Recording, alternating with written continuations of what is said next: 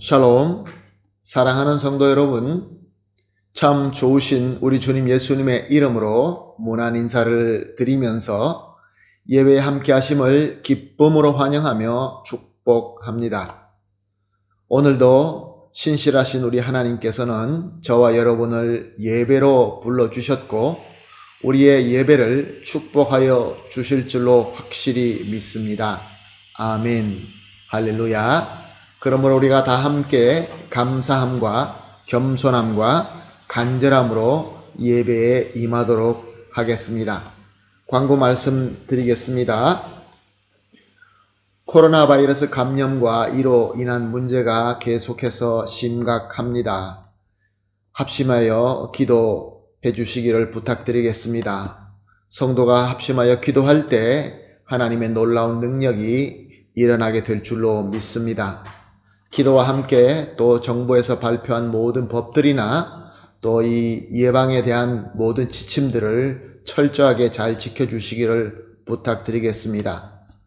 그리고 특별히 우리 주변에 건강이 약하신 분들이나 또 나이 드신 어르신들이나 또 혹시 병으로 고생하시는 분들이 있으면은 구역장님들을 통하여 알려주시고 또 교회 사무실로 알려주셔서 함께 기도하며 서로가 도울 수 있도록 부탁을 드립니다.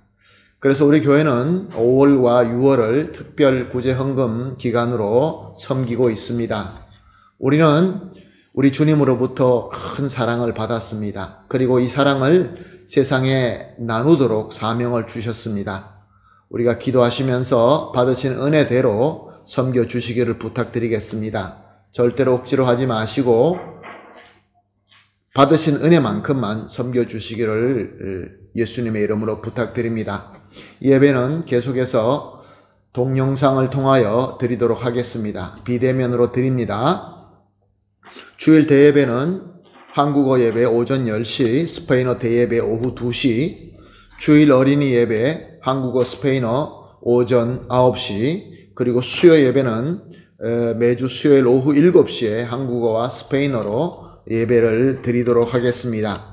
또한 새벽 예배는 월요일에서 금요일까지 오전 6시 30분 한국어와 스페인어로 드리고 있습니다. 지금 본문은 다니엘서로 우리가 은혜를 나누고 있습니다. 하루를 시작할 때 예배와 기도로 시작하는 것이 우리 성도들에게 아주 중요합니다. 부탁을 드리겠습니다. 특별히 기도에 참여해 주시고 또 구역 예배에도 잘 참석해 주시기를 부탁드리겠습니다. 구역 예배 6월 11일 금요일부터 6월달 구역 예배 시작합니다. 6월 11일 금요일은 1구역이고 6월 17일 목요일은 2구역이고 6월 18일 금요일은 3구역이 모이고 6월 24일 목요일 4구역, 6월 25일 금요일 5구역, 6월 31일 목요일 6구역 구역 예배를 드리도록 하겠습니다. 주보에 순서가 나와 있기 때문에 주보를 참조해 주시면 되겠습니다. 6월 29일 화요일에는 7구역, 8구역, 9구역 구역 예배 드리도록 하겠습니다. 윤병환 목사님께서 특별히 기도하시며 준비하고 여러분들과 함께 구역 예배를 나누고 있습니다. 7구역, 8구역, 9구역 부탁을 드립니다. 잘 참석해 주시고 우리가 말씀으로 함께 나누고 그리스도 사랑으로 나눌 때에 하나님의 특별한 은혜가 우리 가운데 있을 줄로 믿습니다. 그 외에도 많은 분들이 또 병에서 회복되고 또 병원에서 여러 가지 진찰을 받으시면서 좋은 소식을 받고 퇴원하시는 분들이 있습니다. 아직까지 성함을 밝히시는 것을 좀 보류해 달라고 부탁을 하셔서 누구라고 말씀은 안 드리겠습니다. 그러나 좋은 소식입니다. 병원에서 모든 것들이 다 좋다라는 진단을 받으시고 이제 댁에 돌아오셔서 회복하시는 성도님들이 계십니다. 여러분, 우리가 함께 기도하면서 서로를 위해서 기도하는 귀한 기회로 삼으시기를 예수님의 이름으로 축복합니다. 자, 이제 우리 모든 마음과 정성을 모아서 함께 오늘 5월 30일 주일 예배 드리도록 하겠습니다. 다 같이 기도합니다. 할렐루야. 그의 성소에서 하나님을 찬양하며 그의 권능의 궁창에서 그를 찬양할지어다. 그의 능하신 행동을 찬양하며 그의 지극히 위대하심을 따라 찬양할지어다. 나팔 소리로 찬양하며 비파와 수금으로 찬양할지어다. 소고치며 춤추어 찬양하며 현악과 퉁소로 찬양할지어다. 큰 소리 나는 재금으로 찬양하며 높은 소리 나는 재금으로 찬양할지어다. 호흡이 있는 자마다 여호와를 찬양할지어다. 할렐루야. 아멘. 사랑과 은혜가 풍성하신 존귀하신 하나님 아버지, 오늘도 우리를 하나님의 영광의 예배를 드릴 수 있도록 불러주시고 하늘의 소망과 기쁨으로 채워주시니 감사합니다. 오늘도 하나님, 우리 예배가 우리 하나님께서 보시기에 아름다운 예배가 되기를 간절히 소원합니다. 그러므로 허물 많고 부족한 저희와 저희의 섬김이지만 먼저 우리 주 예수 그리스도의 보혈과 공로로 정결하게 하여 주시옵시고 하나님의 영으로 충만하게 하여 주심으로 말미암아 영과 진정으로 예배를 드리게 하여 주시옵소서. 또한 이 예배를 통하여 우리 모든 성도님들이 주님과 하나 되는 교감이 있게 하여 주시옵시고 또 하늘의 지혜와 능력으로 채워져서 자유함과 거듭남의 역사가 일어나게 하시고 참 기쁨과 감사와 행복이 넘치는 그러한 특별한 시간이 되게 하여 주시옵소서. 감사하며 예수님의 이름으로 기도합니다. 아멘. 다 같이 우리 감사함을 찬송으로 하나님께 드리겠습니다. 288장입니다. 예수를 나의 구주 삼고 찬양 드립니다.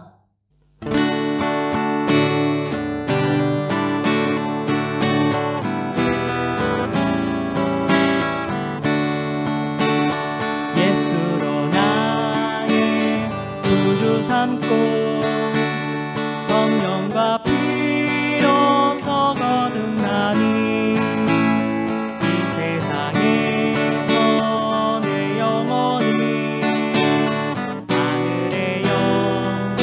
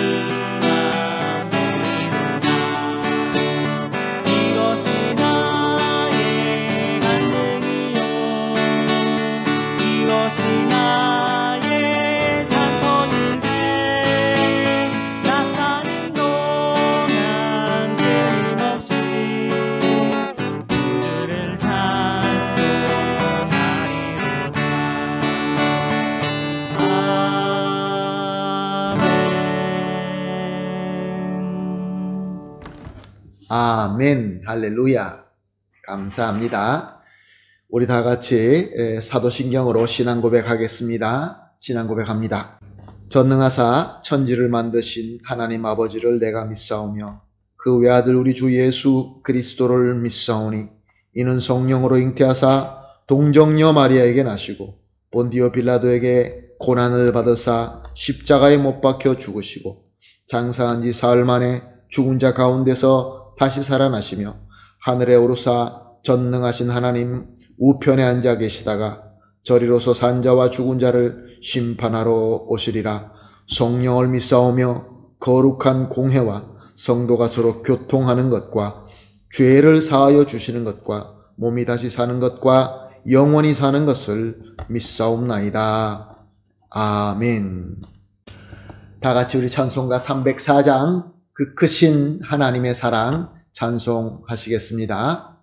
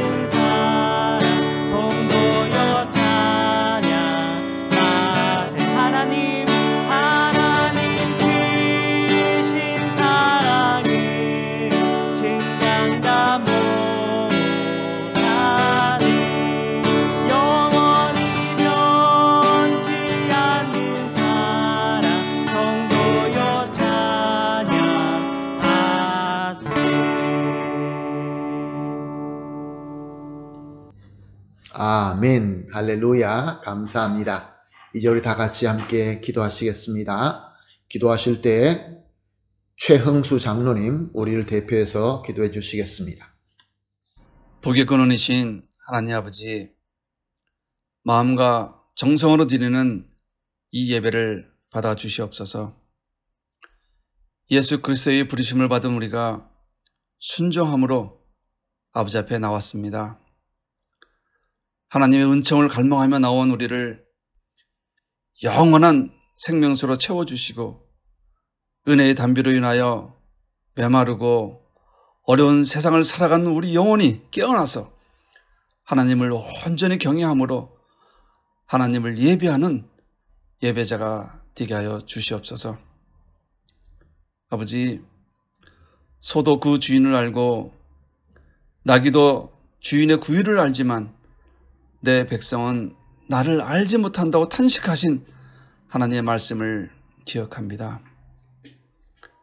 이 시간의 예배가 주인을 모른 채 드리는 그런 예배가 되지 않도록 아버지 인도하여 주시고 우리 심령의 모든 죄 십자가의 보혈로 깨끗이 씻어 주시어서 외식적인 겉모습의 신앙에 사로잡혀 습관적인 믿음의 생활이 하는 것이 아니라 나를 움직이는 그 심장이 그리스도의 심장이 되고 그리스도의 참 사랑이 되어서 아버지와 함께하며 믿음의 길로 나아가기를 간절히 기도합니다.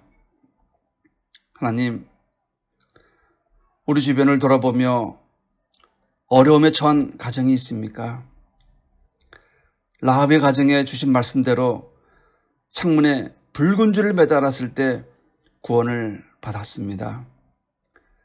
이처럼 위기에 처한 가정의 문에 예수 그리스도의 십자가가 세워지게 하여 주시고 그들의 가정에 진정 필요한 것이 물질, 재산 같은 세속적인 그런 능력이 아니라 예수 그리스도임을 깨닫게 하여 주시고 예수 그리스도를 통하여서 가정이 회복되고 소망을 이룰 수 있도록 하나님 인도하여 주시옵소서.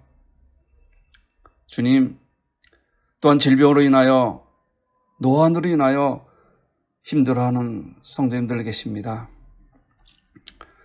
지금까지 정말 흔들리지 아니하고 믿음의 길을 잘 달려왔는데 그 질병 앞에 무릎 꿇는 것이 아니라 주님의 이름으로 이겨내며 주님의 이름을 높이는 우리 모두가 되게 하여 주셔서 우리 모든 성도님들이 앓고 있는 그 병상에서 일으켜 세워 주시리라 믿습니다. 아버지, 오늘도 말씀을 전하시는 백진구 목사님 성령의 능력으로 붙들어 주셔서 주님이 주시는 그 자유와 평화의 메시지를 선포하실 수 있도록 주님 함께하여 주시옵소서. 이 모든 말씀 우리 주 예수 그리스도의 이름으로 간절히 기도를 드립니다. 아멘. 아멘. 감사합니다. 우리 장로님의 귀하시고 간절한 기도가 우리 주 예수 그리스도의 이름으로 우리 가운데 이루어질 줄로 믿습니다. 감사합니다. 예수님의 이름으로 축복합니다. 오늘 우리가 함께 보실 하나님의 말씀은 갈라디아서 1장 10절 말씀입니다. 갈라디아서를 본문으로 하고 매 주일마다 은혜를 받고 은혜를 나누고 있습니다. 말씀을 보실 때 성령님께서 특별히 인도하심에 하나님의 음성을 듣게 되기를 예수님의 이름으로 축복합니다. 갈라디아서 1장 10절 말씀.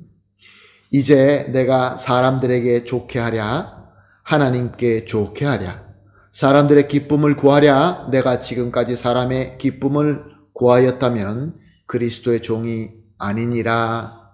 아멘. 우리가 성경 말씀을 볼 때 그 말씀 가운데 특별한 은혜가 있는 구절들이 있습니다. 요한복음 1장 12절 말씀이 참 우리에게 큰 힘이 되고 또 이렇게 어려울 때 우리에게 하나님의 능력이 됩니다. 요한복음 1장 12절은 이렇게 기록하고 있습니다. 영접하는 자, 곧 그 이름을 믿는 자들에게는 하나님의 자녀가 되는 권세를 주셨으니. 그렇습니다. 예수님을 구세주로 믿고 영접하는 자는 하나님의 자녀가 되는 권세를 받았다라는 말씀입니다. 그리고 또 로마서 8장 16절에서 17절 말씀은 성령이 친히 우리의 영과 더불어 우리가 하나님의 자녀인 것을 증언하시나니 자녀이면 또한 상속자 곧 하나님의 상속자요 그리스도와 함께한 상속자니. 아멘. 얼마나 귀한 말씀입니까? 예수님의 공로와 은혜로 하나님의 자녀가 된 자는 또한 그리스도와 함께 하나님의 상속자가 되었다. 참 성도라는 것은 우리 주님 예수님과 함께 하나님의 자녀가 되면서 또 상속자가 된다라는 그러한 귀한 말씀입니다. 이것은 단순히 신분적인 의미만 가진 말씀이 아닙니다. 하나님의 자녀의 신분을 가졌다고 한다면 그 신분답게 살게 된다라는 그러한 좋은 의미의 진리의 말씀인 것입니다. 사랑하는 성도 여러분, 오늘 우리가 본 말씀, 본문으로 본 말씀은 갈라디아서에 있는 말씀입니다. 갈라디아서는 사도 바울이 갈라디아 지역에 있는 여러 교회들에게 보내는 하나님의 말씀입니다. 갈라디아 지역에 있는 교회들은 참 바울에게 특별한 의미가 있는 교회들입니다. 왜냐하면 바울 자신이 극심한 핍박이 있는 가운데에서도 어렵게 다니며 복음을 전하여서 예수님을 믿게 한 성도들이기 때문에 그렇습니다. 그런데 시간이 지나면서 들리는 소리가 그렇게 좋지 않았습니다. 그렇게 열심히 순수하게 예수 그리스도의 복음을 전했는데 시간이 지나면서 여기저기 사람들이 와서 전하는 것을 그 복음에 붙이기도 하고 빼기도 하면서 이상한 복음을 따르고 있다라는 소식이었던 것입니다. 그래서 사도 바울은 우리가 이미 살펴본 것처럼 심지어 내가 와도 하늘의 천사가 와도 예수 그리스도의 복음, 이미 사도들과 자신이 전한 복음 말고 다른 복음은 전혀 없기 때문에 다른 것은 따르지 말라라고 한 것입니다. 비록 자신이 온다 할지라도 원래 예수님의 순수한 복음 외에는 다른 것이 있을 수 없기 때문에 절대로 믿지도 따르지도 말라라고 부탁을 한 것입니다. 이 말씀을 통하여 우리가 알 수 있는 것은 예수님을 믿고 영접하여서 참 하나님의 아들이 되었다고 한다면 당연히 온전하고 순수하게 하나님 말씀만 듣고 순종하고 따라야 되는데 그럼에도 불구하고 그렇지 못한 하나님의 아들도 있다라는 것을 우리가 깨달을 수 있게 됩니다. 예수님께서는 바로 이 아버지와 아들에 관한 이 관계를 비유로 설명하신 말씀이 있습니다. 마태복음 21장 28절에서 31절에 그 내용이 나와 있습니다. 포도원에 주인인 아버지가 있었는데 하루는 그 두 아들에게 말을 합니다. 성경에 보게 되면 여기는 아들들 두 아들에게 얘기하는 말씀이겠죠. 오늘 포도원에 가서 일해라 라고 아버지가 명령을 합니다. 한 아들은 이렇게 대답합니다. 아버지 가겠습니다. 가겠나이다. 그러나 일하러 가지 않았습니다.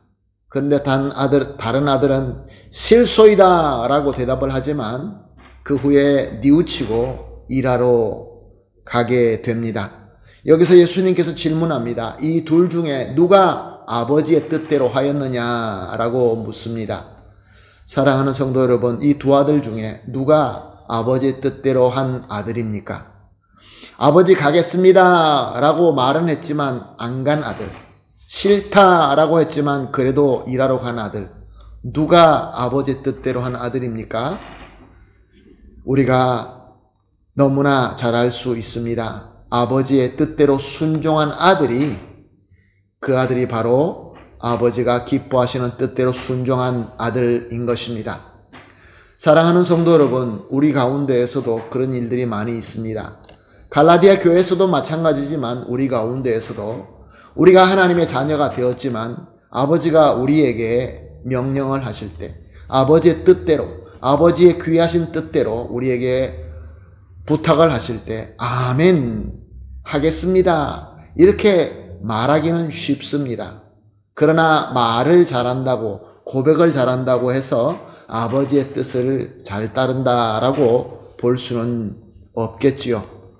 결론적으로 아버지 뜻대로 하는 아들은 아버지가 원하시는 뜻대로 순종하는 아들인 것입니다. 말 잘하는 아들이 아니라 순종 잘하는 아들인 것이죠.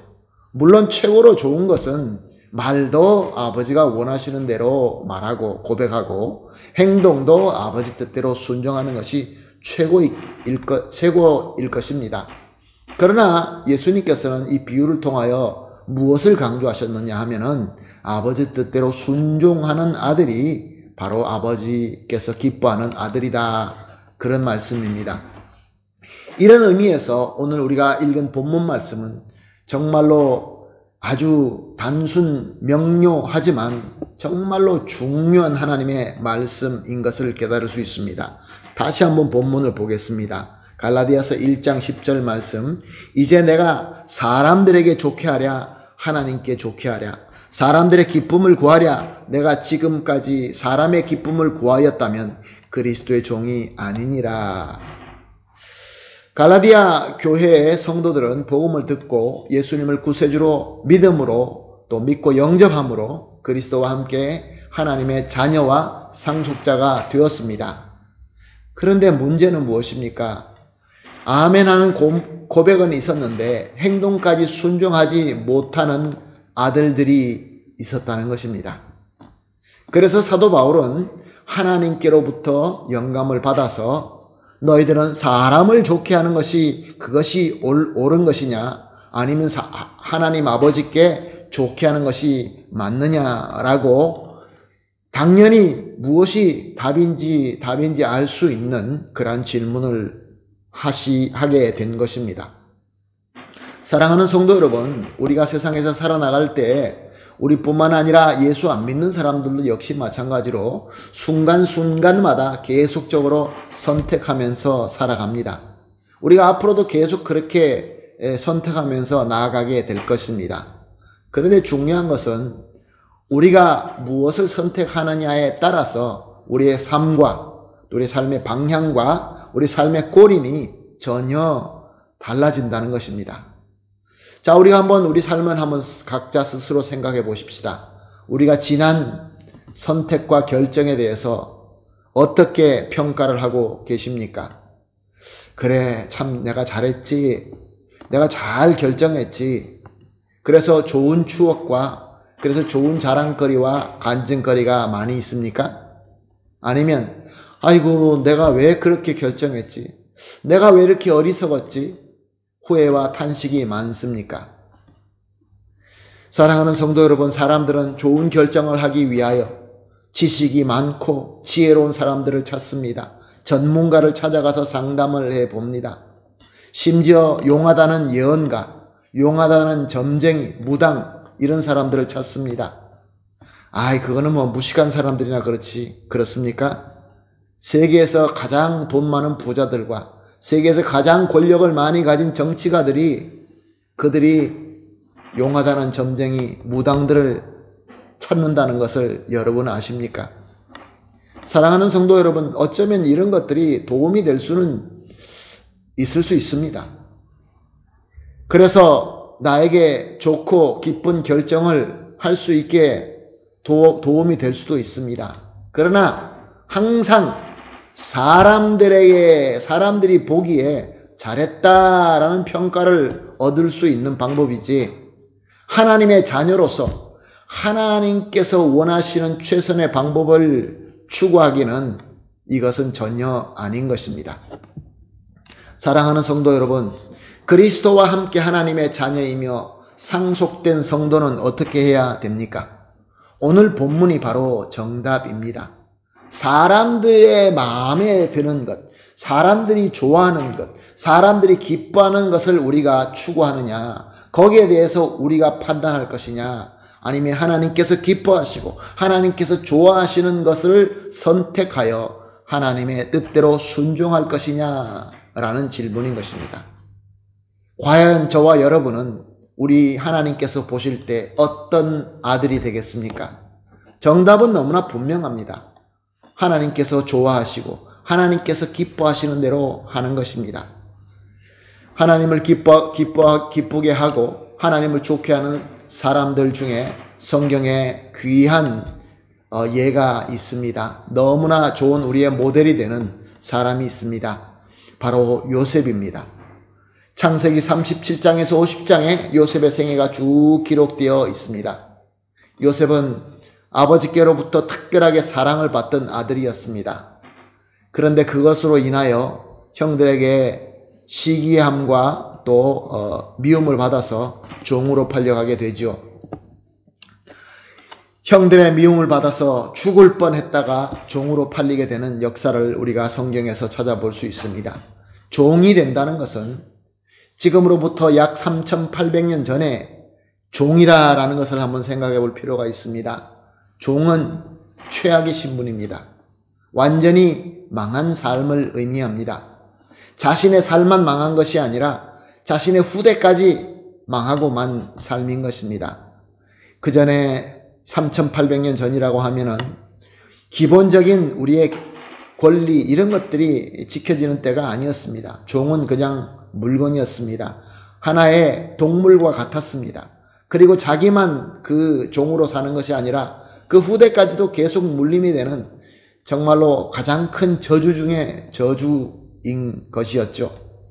이렇게 요셉은 사랑받는 아들에서 종의 신분으로 떨어지고 맙니다. 그리고 아무것도 모르는 전혀 전에는 몰랐던 외국인 애굽으로 팔려가게 됩니다. 말도 달랐을 것이며 문화도 달랐을 것입니다. 그리고 거기서 보디발이라는 바로의 친위 대장 집에 종으로 팔려가게 됩니다. 아마 집이 엄청나게 컸겠죠. 그러니 종들도 많았겠죠. 이제 팔려가서 그 집에 종으로 들어가게 되었으니까 종들 중에서도 가장 밑바닥에서 시작하게 된 것입니다. 창세기 39장 3절에는 이렇게 기록하고 있습니다. 그 주인이 여호와께서 그와 함께 하심을 보고 또 여호와께서 그의 범사에 형통케 하심을 보았더라. 창세기 39장 5절 말씀은 그가 요셉에게 자기 집과 그의 모든 소유물을 주관하게 한 때부터 여호와께서 요셉을 위하여 그 애굽 사람의 집에 복을 내리심으로 여호와의 복이 그의 집과 밭에 있는 모든 소유에 미친지라. 한 족장에 사랑받는 아들이 이제 종으로 팔려서 먼 이국 땅에서 종살이하게 되었지만 하나님을 믿고 성실하였다라는 것입니다. 하나님 보시기에 좋고 기쁘게 살았다라는 것을 증명하고 있는 것입니다. 주인이 이것을 보고 요셉을 가정총무로 삼아서 자기의 모든 소유를 맡기게 된 것입니다. 이제 요셉의 삶은 더 좀 좋아졌을까요? 그렇지 않습니다. 보디발은 아내가 있었는데 그 아내가 요셉의 준수함을 보고 유혹을 했다고 합니다. 창세기 39장 10절 말씀입니다. 여인이 날마다 요셉에게 청하였으나 요셉이 듣지 아니하여 동침하지 아니할 뿐더러 함께 있지도 아니하니라. 창세기 39장 12절 말씀입니다. 그 여인이 그 옷을 잡고 가로되 나와 동침하자. 요셉이 자기 옷을 그 손에 버리고 도망하여 나가매. 요셉은 이 어려운 유혹을 거절합니다. 그리고 그 여인과 함께 있지도 않습니다. 아무도 없을 때 달려들게 되자 뿌리치고 도망까지 가게 됩니다. 요셉은 젊은 청년이었습니다. 혈기가 왕성한 청년이었습니다. 그러므로 정욕의 유혹에서 이겨내기가 굉장히 어려웠을 것입니다. 그리고 보디발 아내는 애굽이라는 그 당시의 문화가 가장 발달된 그런 나라에서 귀부인이었습니다. 그러니 얼마나 아름답고 또 얼마나 특별하게 몸을 꾸몄겠습니까? 그러니 이 종인 요셉에게는 어쩌면 기회일 수도 있었습니다. 사람의 눈으로 볼 때 사람의 눈으로 좋게 볼 수 있는 방법으로 보았다고 한다면은 아마 그 유혹을 뿌리치지 않았을 것입니다.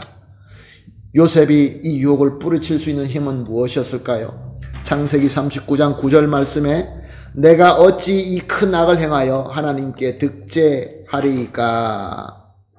사랑하는 성도 여러분, 요셉은 하나님께서 보심, 하나님의 판단을 그 무엇보다 중요하게 여기는 믿음을 가지고 있었던 것입니다. 요셉은 하나님이 어떻게 하면 기뻐하시고 어떻게 하면 좋아하시는가 이 뜻대로 살고자 노력하는 사람이었던 것입니다. 자, 이렇게 어려운 시험을 이겨낸 이 요셉은 어떤 일을 당하게 됩니까? 그럼에도 불구하고 억울한 누명을 쓰고 감옥에 갇히게 됩니다. 우리도 살다 보면은 선하신 하나님만 믿고 소망을 가지고 하나님께서 좋아하시고 기뻐하시는 대로 인내하며 순종합니다. 그런데 그럼에도 불구하고 좋은 결과가 아니라 아주 망하는 것 같은 그런 상황이 다가올 때가 있지 않습니까? 그런 경험을 할 때가 있지 않습니까? 그러면 우리는 어떻게 합니까? 하나님 도대체 어떻게 하라는 것입니까? 하나님께서 기뻐하시는 대로 순종하지 않았습니까? 무엇이 도대체 잘못된 것입니까? 이렇게 뜨거운 눈물을 쏟으면서 답답한 내 가슴을 쥐어 뜯으면서 기도할 때가 있지 않습니까? 창세기 39장 23절에는 이렇게 기록하고 있습니다. 전옥은 그의 손에 맡긴 것이 무엇이든지 돌아보지 아니하였으니 이는 여호와께서 요셉과 함께 하심이라. 여호와께서 그의 범사에 형통케 하셨더라. 사랑하는 성도 여러분, 충분히 하나님께 불만을 가지고 낙심할 수 있는 상황이었지만 요셉은 그의 신앙이 변하지 않았던 것입니다. 감옥에 잡혔지만, 억울하게 감옥에 갇혀 있었지만 여전히 하나님의 기뻐하시는 뜻대로 행하면서 그래서 하나님과 함께 하였고 범사의 형통함이 있었던 것입니다. 그래서 감옥의 모든 재반 사무를 맡아 할 수 있었고 거기서 왕의 신하들과 만나게 되었고 그들의 꿈을 해몽해 줌으로 말미암아 바로 앞에까지 서게 되지 않습니까? 바로의 꿈을 해몽해 주고 애굽에서 총리가 되게 됩니다. 그래서 결국 다가올 7년의 흉년 가운데서 수많은 사람들의 생명을 구할 수 있게 되었고 또한 작은 한 부족으로 그 가나안 땅에서 위험 가운데 살고 있던 이스라엘 그 족속들을 그 부족을 애굽이라는 제국의 큰 틀 안에서 한민족으로 크게 자랄 수 있을 수 있도록 인프라를 구축한 그 위대한 임무를 감당하게 되었던 것입니다. 사랑하는 성도 여러분, 요셉이 형들로부터 배신을 당하고 종으로 팔려갈 때, 낯선 애굽에서 종살이 할 때, 거기다가 감옥에 갇힐 때 사람의 눈으로 보게 되면 너무나 안 좋은 상황입니다. 큰 실패이며 큰 저주입니다. 우리가 결과를 다 알고 이 이야기를 들어서 그렇지 실질적으로 만약에 내가 그런 상황에 처하게 된다고 한다면 이 어려움, 이 극심한 어려움, 이 환난을 어떻게 우리는 판단하겠습니까? 그러나 하나님의 눈으로 볼 때는 어떻습니까?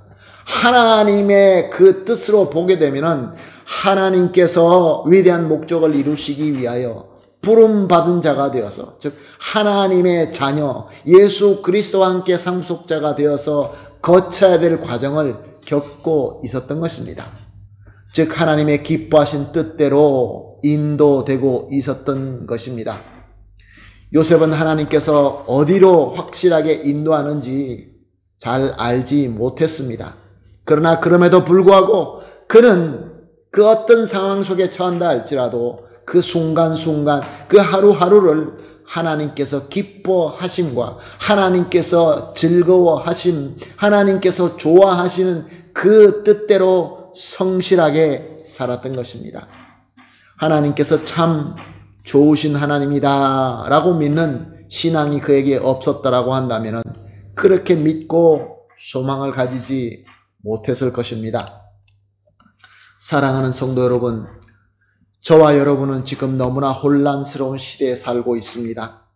사람들의 눈과 사람의 손으로 쥘 수 있고 느낄 수 있는 것으로 모든 것을 판단하는 그런 시대에 살고 있습니다. 사람들이 좋아하고 사람들이 기뻐하는 것들이 우선적이 되는 시대입니다.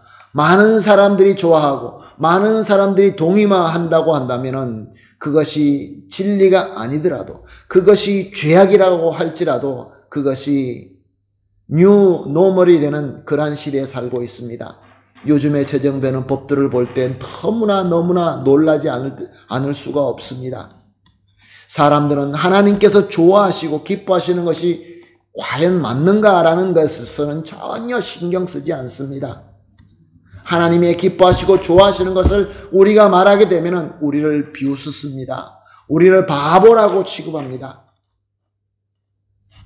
그런데 이런 세상의 가치관 속에서, 이런 세계 가운데에서 저와 여러분이 살고 있을 뿐만 아니라 우리 자녀들이 교육받으면서 이 분위기 가운데서, 이 상황 가운데서 자라고 있다는 것입니다.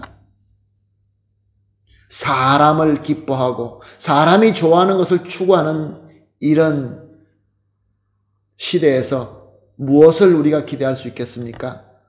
세상은 옛날 노아 시대로 흘러가고 있습니다. 소돔과 고모라가 되고 있습니다. 어쩌면 그거보다 더 악한 시대에 살고 있는지 우리는 알 수 없습니다.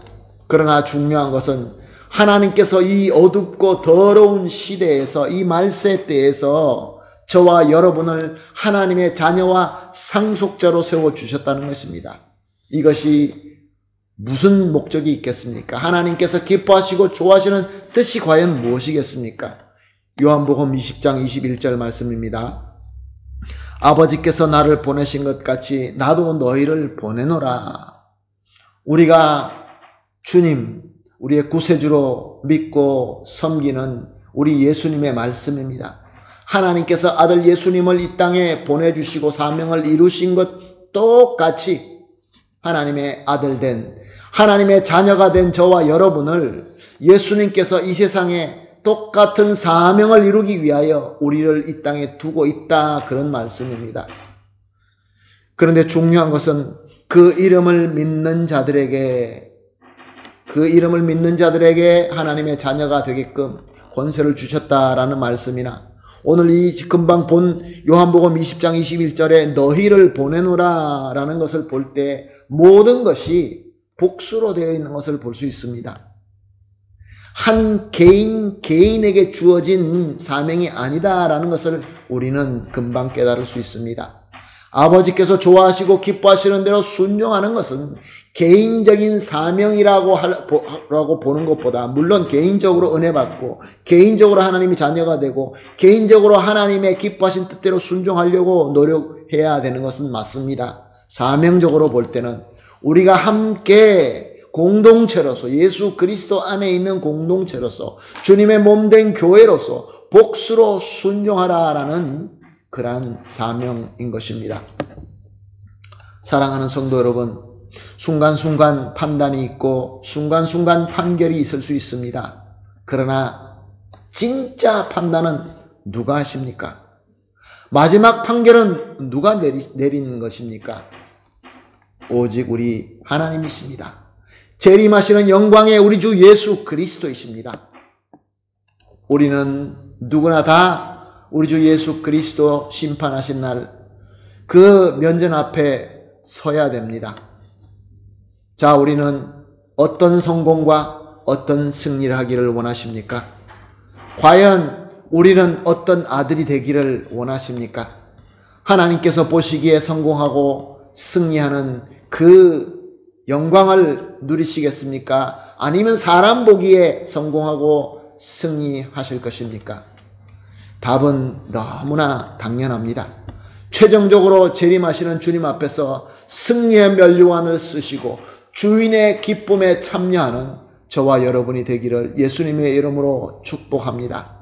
또한 이것이 개인적이 아니라 우리 공동체로서, 우리 교회로서, 우리 교회가 정말로 진정으로 이 어둡고 어려운 이 코로나 시대 때 하나님께서 기뻐하시고 좋아하시는 대로 결정하고 행하고 순종함으로 말미암아 진짜 최종적인 승리와 성공을 이루는 우리 교회가 되기를 예수님의 이름으로 축복합니다. 아멘. 다 같이 기도하겠습니다.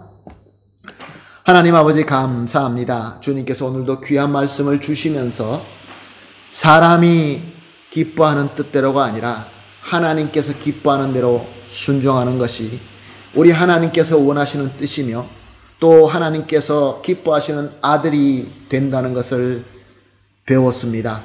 주님, 이 어려운 시대에 하나님께서 기뻐하시는 뜻대로 우리가 선택하고 순종하기가 쉽지 않습니다.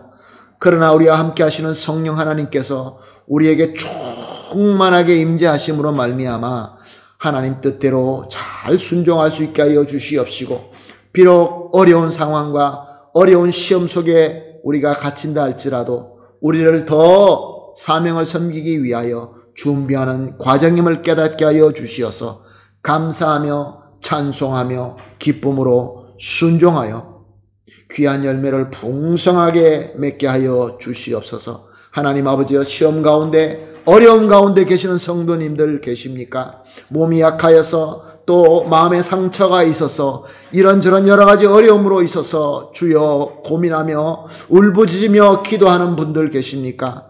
주님 불쌍히 여겨 주시옵시고 하나님의 비전을 보여주시옵시고 하나님께서 기뻐하시고 좋아하시는 그 목적, 하나님의 뜻을 확실하게 보여주심으로 말미암아 눈물과 아픔과 고통이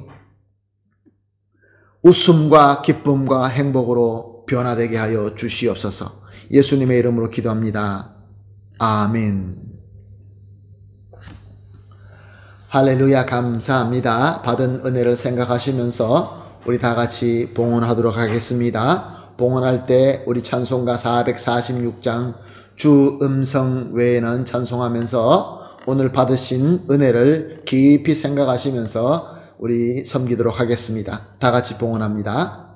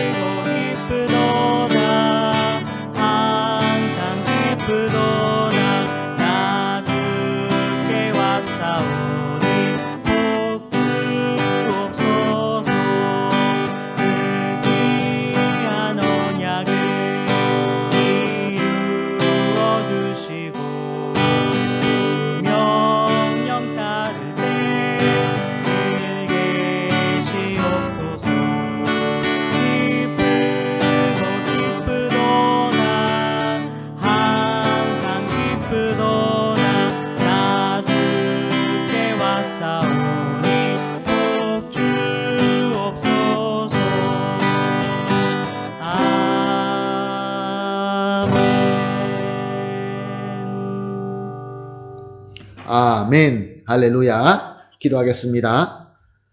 사랑의 하나님, 오늘도 주신 귀한 말씀과 성령님의 감화, 감동하심으로 말미암아 하나님의 자녀는 말로만이 아니라 모든 행동과 삶에서 하나님께서 기뻐하시고 좋아하시는 뜻대로 순종하면서 살아야 된다는 것을 배웠습니다. 하나님 주님께서 보내신 사명을 섬기기 위하여 하나님의 기뻐하시는 뜻대로 그 인도하시는 대로 순종하면서 잘 섬길 수 있게 축복하여 주시옵소서. 하나님 아버지와 하나님의 자녀가 된 이 모든 우리 성도님들이 주님의 은혜와 사랑에 감사하는 마음으로 봉헌을 하였습니다. 기쁘게 받아주시고 항상 하나님의 복과 은혜로 부족함이 없게 하여 주시옵소서. 하나님 아버지여, 또 봉헌과 함께 드려지는 간절한 기도가 있습니다. 하나하나 다 주님께서 응답해 주시고 그리하여서 주님 안에서 요셉과 같이 형통하게 하시고 항상 기쁨으로 감사하며 찬송하게 하여 주시옵소서.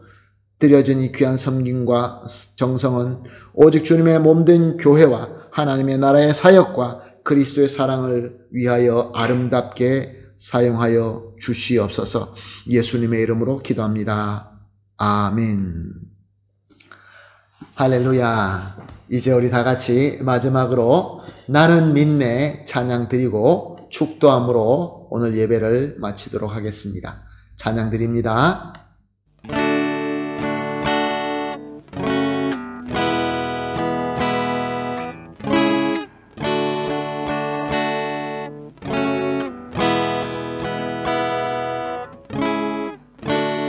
영원하신 아버지 창조주 하나님 전능의 주 그의 성령으로 잉태된 주 예수 우리 구원자 하늘에 계신 아버지 독생자 구주 예수 성령 하나님 믿으며 삼위일체 믿네 몸이 다시 사는 것과 영원히 살 것을 나는 믿네 예수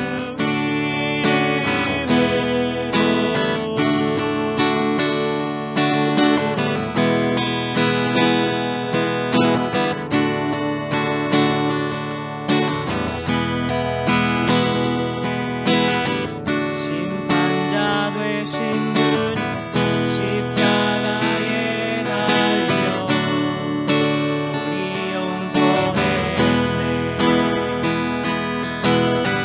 죽은 자 가운데서 영광으로 사셔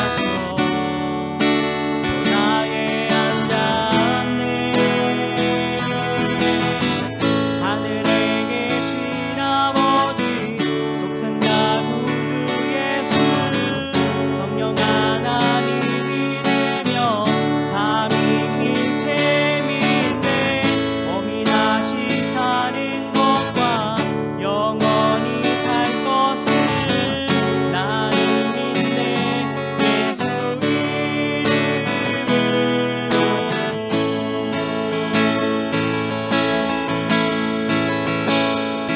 난 믿네 예수 난 믿네 주의 부활 난 믿네 예수 그리스도 난 믿네 예수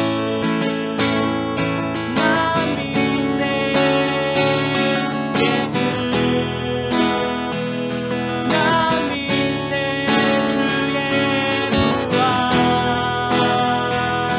난 믿네 예수 그리스도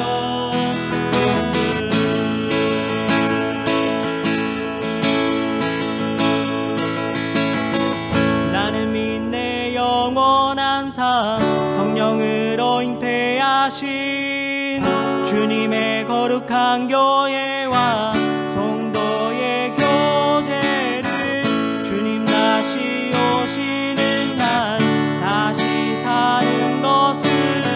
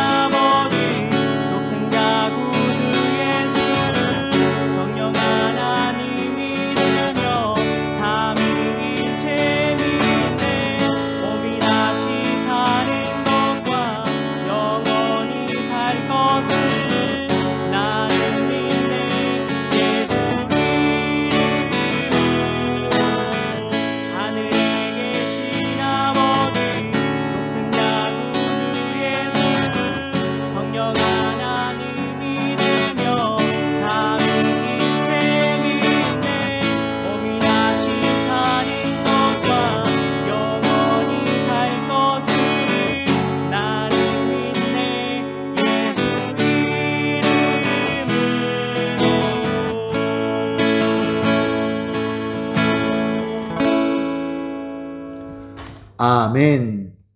다 같이 기도합니다. 이제는 우리 주 예수 그리스도의 극진하신 은혜와 주권자 되시는 하나님 아버지의 무한하시고 완벽하신 사랑과 함께 하시는 성령 하나님의 충만하게 임재하시고 교통하심이 하나님의 자녀로서 주님의 몸된 교회의 지체로서 항상 하나님께서 기뻐하시고 좋아하시는 뜻대로 순종하기를 결심하여 머리 숙이시는 우리 귀하신 모든 성도님들과 그의 귀한 가족들과 연관된 모든 분들과 하시는 일, 그리고 우리 교회 위에 지금으로부터 영원토록 함께 있을지어다. 아멘.